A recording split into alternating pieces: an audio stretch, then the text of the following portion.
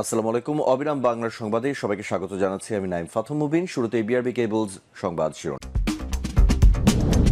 জানিয়ে দেব এই মুহূর্তে হাতে পাওয়া সর্বশেষ গুরুত্বপূর্ণ আপডেট। বাংলা সংবাদ শুরুতেই থাকছে পুলিশের শাহজাহানের উপর শিক্ষার্থীদের বিক্ষোভ। সরকারি চাকুরিতে কোটা পদ্ধতি সংস্কারের দাবিতে শিক্ষার্থীদের বিক্ষোভ চলছে রাজধানীর শাহবাগে। বৃহস্পতিবার বিকাল ৫টার দিকে পুলিশের ব্যারিকেড ভেঙে শাহবাগে অবস্থান নেন শিক্ষার্থীরা। এ সময় তারা ভুয়া ভুয়া স্লোগান দিতে থাকেন। এক পর্যায়ে পুলিশের জলকামান এবং শাহজাহানের উপরে উঠে পড়েন শিক্ষার্থীরা। জলকামান ঘিরেই বিক্ষোভ করতে শুরু করেন তারা। এবারে জানাবো, শিক্ষার্থীদের কোটা সংস্কার আন্দোলন যৌক্তিক হলেও সরকার তা মানতে পারছে না বলে মন্তব্য করেছেন বিএনপির সিনিয়র যুগ্ম মহাসচিব অ্যাডভোকেট রুহুল কবির রিজভী। জানাবো, উত্তপ্ত শাহবাগে জনসমুদ্র, চট্টগ্রাম কুমিল্লায় সংঘর্ষ। সরকারি চাকুরিতে কোটা সংস্কারের দাবিতে দেশব্যাপী চতুর্থ দিনের মতো বাংলা ব্লকেড কর্মসূচির অংশ হিসেবে পুলিশের ব্যারিকেড ভেঙে রাজধানীতে অবস্থান নিয়েছেন বিক্ষুব্ধ শিক্ষার্থীরা। অন্যদিকে কুমিল্লা এবং চট্টগ্রামে পুলিশের সঙ্গে সংঘর্ষে জড়িয়েছেন শিক্ষার্থীরা। এ সময় পুলিশ 10 রাউন্ড ফাঁকা গুলি ছুড়েছে। এ সময় পুলিশের হামলায় বেশ কয়েকজন শিক্ষার্থী আহত হয়েছেন। জানিয়ে দেব, স্বার্থবিরোধী কোনো চুক্তি জনগণ মেনে নেবে না। 12 দলীয় জোটের শীর্ষ নেতারা বলেছেন, বাংলাদেশের অভ্যন্তরীণ রাজনীতিতে হস্তক্ষেপ এবং জাতীয় স্বার্থবিরোধী কোনো চুক্তি এদেশের জনগণ আর মেনে নেবে না। জানিয়ে দেব, শিক্ষার্থীদের ফাঁদে ফেলে নতুন আন্দোলনের পায়তারা করছে বিএনপি। শিক্ষার্থীদের কোটা বিরোধী আন্দোলনকে পুঁজি করে বিএনপি নতুনভাবে সরকার বিরোধী আন্দোলন করার চেষ্টা করছে বলে মন্তব্য করেছেন আওয়ামী লীগের সাধারণ সম্পাদক এবং সড়ক পরিবহন ও সেতুমন্ত্রী ওবায়দুল কাদের। এবং সর্বশেষ জানাবো আন্তর্জাতিক সংবাদ।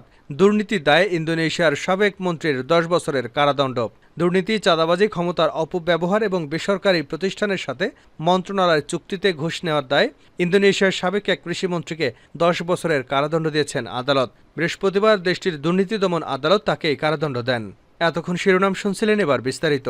প্রিয় দর্শক, আপনি যদি এই চ্যানেলে নতুন হয়ে থাকেন, ভিডিওটি দেখতে দেখতে চ্যানেলটি সাবস্ক্রাইব করে আমাদের সঙ্গে থাকুন। আর এই ভিডিও সম্পর্কে আপনি আপনার মূল্যবান মতামতটি কমেন্ট বক্সে জানিয়ে দিন। আর হ্যাঁ প্রিয় দর্শক, জানিয়ে দিন ভিডিওটি কোথা থেকে দেখছেন।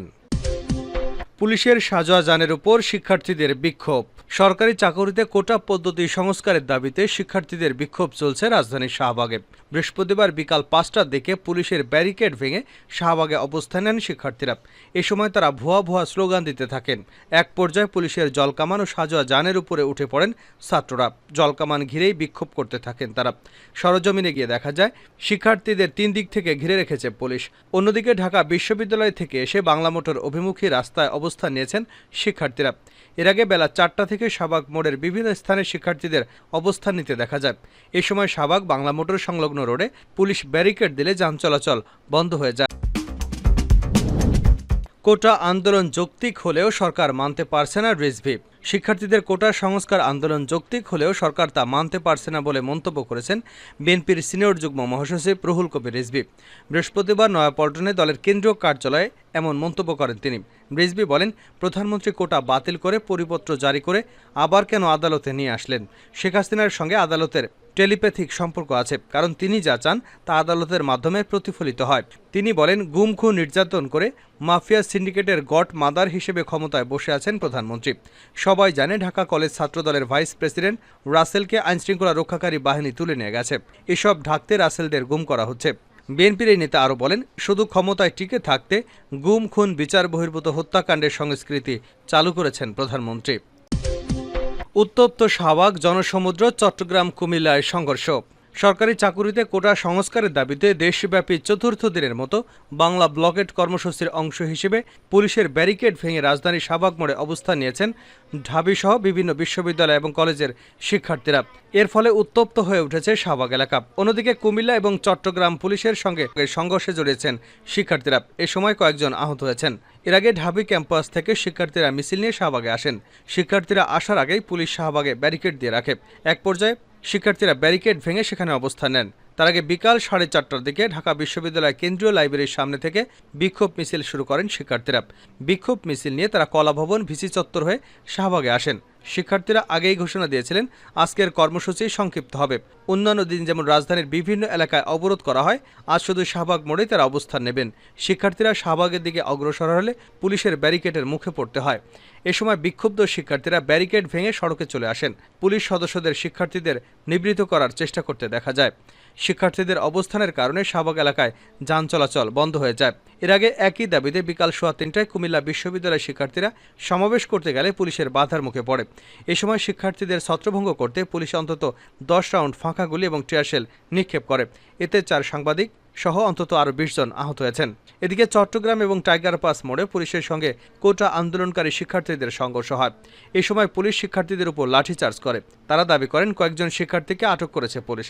এছাড়া পুলিশের বাধা উপেক্ষা করে ঢাকা আরিচা মহাসড়ক অবরোধ করে জাহাঙ্গীরনগর বিশ্ববিদ্যালয়ের শিক্ষার্থীরা।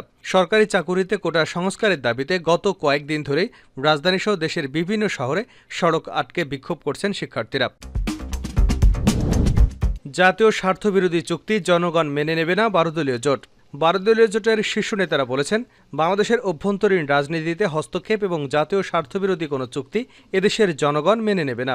সিলেট মহানগরের কোর্ট পয়েন্টে মধুবন মার্কেটের সামনে থেকে লিফলেট বিতরণ করে 12 দলীয় জোটের নেতারা এসব কথা বলেন। বৃহস্পতিবার 12 দলীয় মুখপাত্র বাংলাদেশ এলডিপির মহাসচিব সাদাত হোসেন সেলিমের নেতৃত্বে এসব লিফলেট বিতরণ করা হয়। জোট নেতারা বলেন, প্রধানমন্ত্রী শেখ হাসিনার ভারত সফরে করা 10টি সমঝোতা স্মারক স্বাক্ষরের মধ্য দিয়ে বাংলাদেশের স্বাধীনতা ও সার্বভৌমত্ব বিকিয়ে দিয়ে বাংলাদেশকে আজীবনের জন্য গোলামের জিঞ্জির পরানো হয়েছে। নেতারা বলেন, কানেক্টিভিটি নামে বাংলাদেশের অভ্যন্তরে ভারতের একাংশ থেকে আরেক অংশ পর্যন্ত রেল যোগাযোগের নামে করিডোরের মাধ্যমে সার্বভৌমত্ব এবং জাতীয় নিরাপত্তা মারাত্মক হুমকির মুখে পড়বে। নেতারা বলেন, দেশের স্বাধীনতা ও সার্বভৌমত্ব অক্ষুণ্ণ রাখতে আরেকটি যুদ্ধের মাধ্যমে রক্ত দিয়ে হলেও রেলপথ করিডোরের চুক্তি প্রতিহত করতে হবে। নেতারা বলেন, আমরা আগ্রাসন মানি না, আমরা সীমান্ত হত্যা মানি না, আমরা ভারতীয় পণ্য বর্জন করব। এই সামাজিক আন্দোলন ঘরে ঘরে পৌঁছে দিতে হবে। শিক্ষার্থীদের ফাঁদে ফেলে নতুন আন্দোলনের পাঁয়তারা করছে বিএনপি। ওবায়দুল কাদের শিক্ষার্থীদের কোটা বিরোধী আন্দোলনকে পুঁজি করে বিএনপি নতুনভাবে সরকার বিরোধী আন্দোলন গড়ার চেষ্টা করেছে বলে মন্তব্য করেছেন আওয়ামী লীগের সাধারণ সম্পাদক এবং সড়ক পরিবহন ও সেতুমন্ত্রী ওবায়দুল কাদের। বৃহস্পতিবার বিকেলে আওয়ামী লীগ সভাপতি ধানমন্ডি রাজনৈতিক কার্যালয়ে আয়োজিত সংবাদ সম্মেলনে এ মন্তব্য করেন তিনি। মন্ত্রী বলেন, কোটা সংস্কারের বিষয়ে সুপ্রিম কোর্টের আপিল বিভাগ 4 সপ্তাহের স্থিতি অবস্থা দিয়েছে। আন্দোলনকারী শিক্ষার্থীদের ধৈর্য ধারণ করে আদালতের প্রতি শ্রদ্ধাশীল থাকার আহ্বান জানিয়েছিলাম। বিষয়টি নিয়ে যখন বিচারিক প্রক্রিয়া চলমান, তার প্রতি কোনো প্রকার সম্মান না করে আন্দোলনকারীরা বাংলা ব্লকেট নামে মানুষকে কষ্ট দিচ্ছে। ওবায়দুল কাদের বলেন, বিএনপি সহ কিছু দল আন্দোলনকে সমর্থন দিয়েছে। শিক্ষার্থীদের রাজনৈতিক ফাঁদে ফেলে আন্দোলনের ব্যর্থতার পেছনে রেখে নতুন আন্দোলন শুরুর পাঁয়তারা করছে তারা। কোটা বিরোধী আন্দোলনকে সরকার বিরোধী আন্দোলনে পরিণত করার চেষ্টা করছে বিএনপি। তিনি আরও বলেন, ফখরুল বলেছেন, মুক্তিযোদ্ধা কোটার দরকার নেই, মুক্তিযোদ্ধাদের প্রতি তাদের সম্মান নেই। কোটা বিরোধিতা করে বিএনপি যে মুক্তিযোদ্ধা বিরোধী তার প্রমাণ আবারও দিয়েছে। দুর্নীতির দায়ে ইন্দোনেশিয়ার সাবেক মন্ত্রীর 10 বছরের কারাদণ্ড। দুর্নীতি, চাঁদাবাজি, ক্ষমতা